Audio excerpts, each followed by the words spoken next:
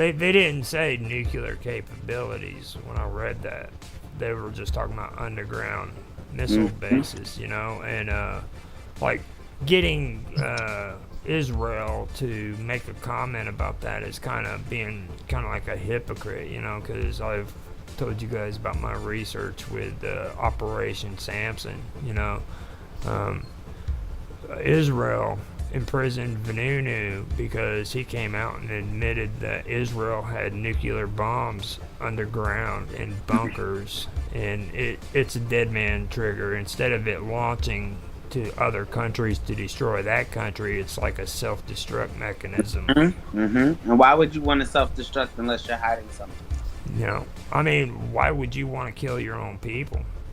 Well, we don't care about the people. I think we got to get that out of our head. There are people that are in control and in command. They're not people oriented. The people they're disposable. You understand? They're just not they're just props to them. You know what I mean? They're kind of just tools, weapons to get across and get done what they would like, unless they form an alliance. And if they're able to fall within their allegiance and say, okay, I'll commit to this, or I can offer this, and I have this to say, or I'm able. You have to bring some type of benefit in order for you to even be considered as like salvageable or worth being. And that sounds bad, but you know, it now we're creating that narrative within our own selves, and so it's easy for them to operate on such. And I hate to break it to you or anyone else. It's like we have that here. And that's why certain elite know what to do to prevent bombs from terrorizing or dismantling their areas, because we have that too. We think the death ray is going to come from above, but it's not. We have, like I was saying about having the flaggers that put the pipes and stuff underneath the ground. There's a lot of things, and it's so funny because anytime I see a hole in the ground, I always look. But there's always I always look. You can't pay me to not look. And walking does that to you, I guess.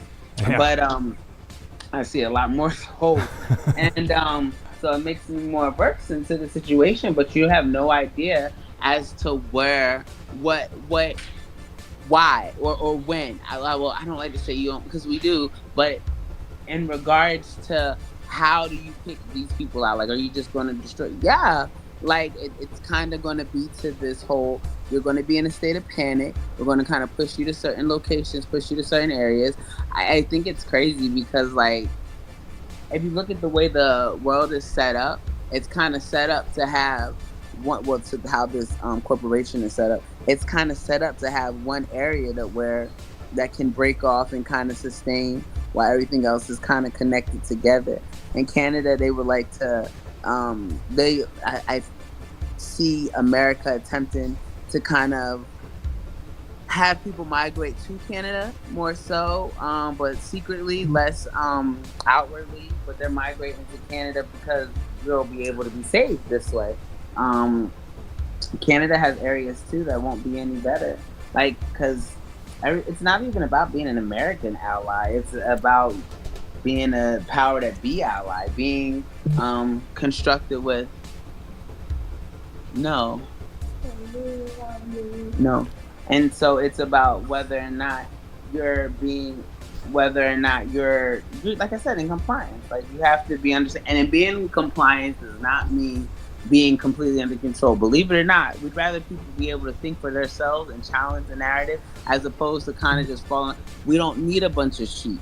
What are you going to do with a bunch of sheep? We want to eat a burger. If we can't eat sheep burger, we want burgers. You know what I mean? We want other stuff. We don't want you to be like this, because that's how we're going to herd you. You're going to be herded, and then you'll be slaughtered. Like you call it the calling. Like, so if your mentality is the same, and this is our sacrifice, this is our blood sacrifice, in order for us to be able to, and we're offering it in order to start fresh, in order to start new. As we see it, or that's how it's necessary. This is what we have to offer, quote unquote, the gods, in order for us to be able to sustain our existence. We can manipulate it like we're going to go live on a different planet, but we don't want to live on a different planet. Even if we want to go there to visit, we can capitalize off of that. Yeah, that'd be great to be able to go on vacation on the moon or on Mars, but we don't want to live there. We want to live here. We understand the significance of the life source. So we rather be able to sustain our existence here. And it's like we got to get rid of some stuff. So yeah, we're gonna blow some shit up, and it's gonna. And hopefully, if we put them in, if we did right with the placement, it should bring how we are separated. The landmasses are separated. It'll bring it back together because it'll blow from each angle, like from each. And I don't want to say each corner because it's not on the corners. They're kind of on the outside. But when it blows, it's going to kind of push everything to the middle, and then they'll be connected. And then when this happens as well, Atlantis will be able to resurface. It will resurface as well. A lot of stuff is going to be shown that has been hidden and been lost. But that's after, after the war that we're denying is going to happen. After the war that we think is just a myth, like America. I don't know why people think that America is not about that fight in life, like that there'll be no war. Like we're too safe for that. We're like the biggest instigators in the world. Like how, you know what I mean? Like how can you really seriously think that this is not gonna hit you in your backyard? I think they're just like delusional because like the first thing that actually hit us in on our soil in a long time was 9/11.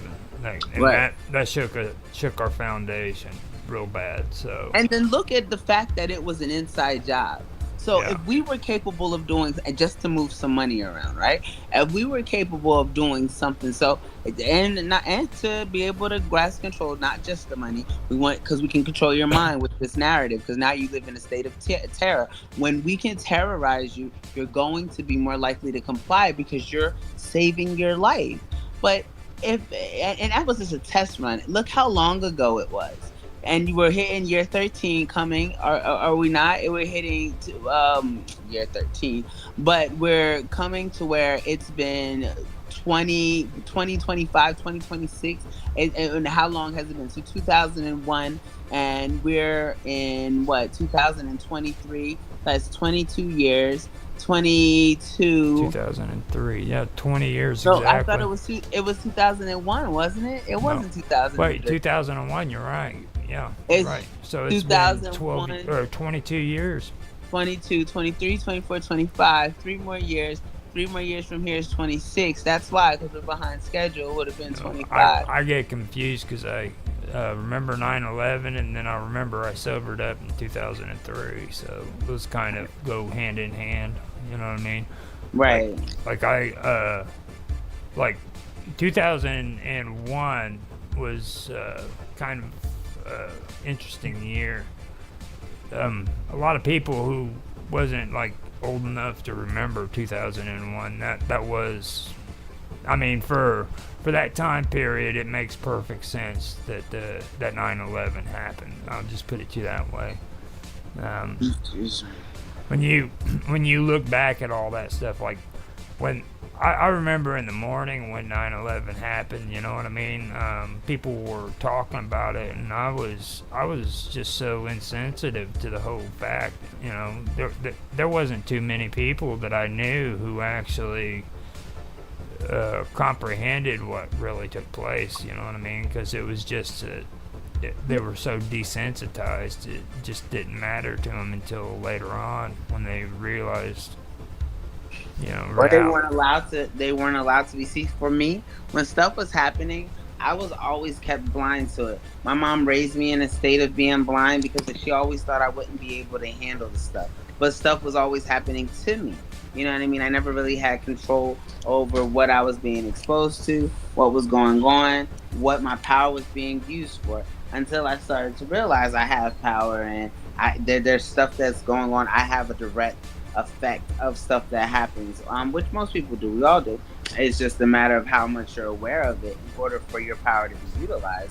And when 9/11 happened, I was in school, and I remember being in school and not knowing at all like what was happening, what was going on.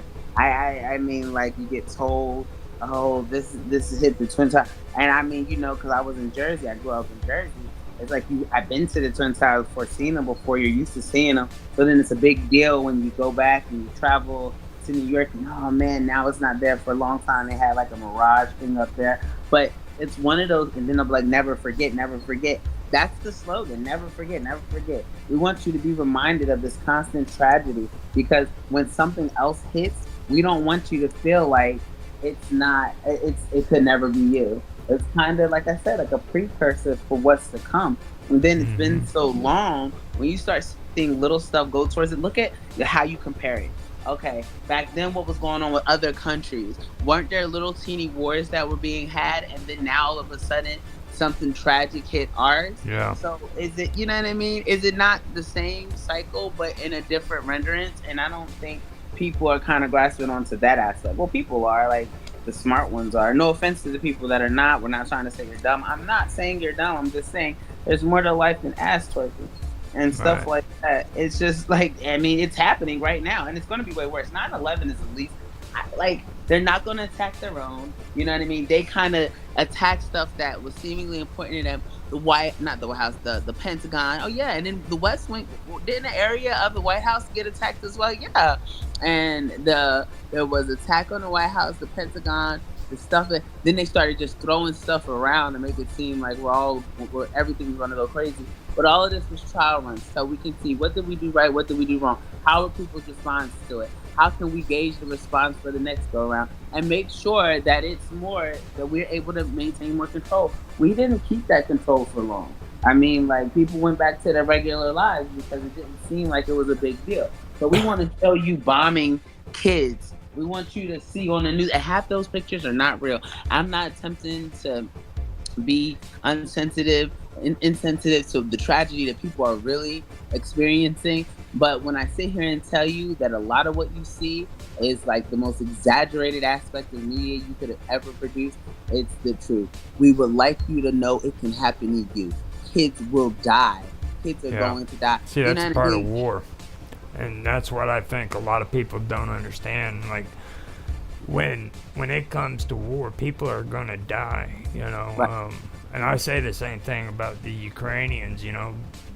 It's not the EU, it's not us, it's not even Russia who's the victims. It's freaking the Ukrainian people. It's not even their government that's the victims. I mean, these people are getting sucked into a proxy war left and right, and people are dying because these political powers want to take control, and they want to try to move in. They already have control. That's the crazy part.